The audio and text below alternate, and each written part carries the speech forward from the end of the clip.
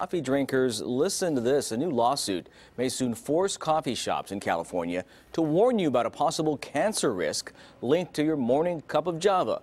The state has a list of chemicals it considers a possible cause of cancer, and one of them, acrylamide, is created when coffee beans are roasted. New at 6 now, CBS 13's Lamore Abrams joining us in the studio, getting answers on the chemical that's behind this new lawsuit. Lamore? That's right, guys. It is acrylamide, and it is found in this bag of potato chips. But researchers say they have about 100 times more of the chemical than a cup of coffee. So the question is coffee dangerous enough to require a warning label? Well, we tracked down the UC Davis engineer who testified in this court case in defense of coffee. Most people brew coffee for the jolt. There are lots of different chemical reactions which take place. UC Davis chemical engineering professor Bill Ristenpart does it for the science in each cup.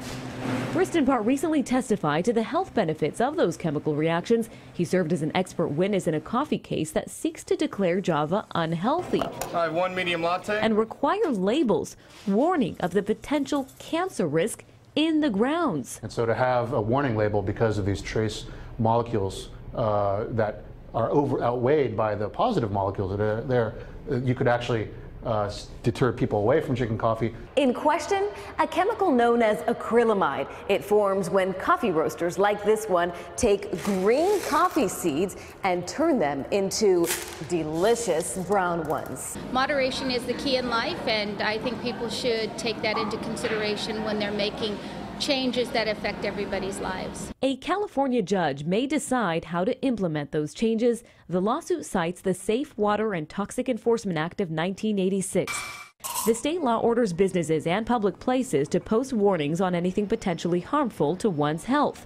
But should coffee shops be next? Sure, I think for transparency it could be on there, but maybe we need to look at the way we're roasting it. Attorneys also want coffee companies to reduce the amount of the chemical acrylamide to the point where there would be no significant risk. Professor Ristenpart doesn't think that's necessary. Cookies have acrylamide, potato chips have acrylamide, asparagus, if you cook it, has acrylamide. Everything has acrylamide, so we could slap a warning label on everything. Well, all that will be discussed in mediation for the case. That's set for next week. And if coffee companies can't come to an agreement on these warning labels, a judge could reach a decision sometime this year. Either way, this one's going to be controversial. Yeah. And I'm still going to be drinking my coffee in the morning. I was just going to say, a lot of people are going to be watching this one. Right. Lamore, thanks.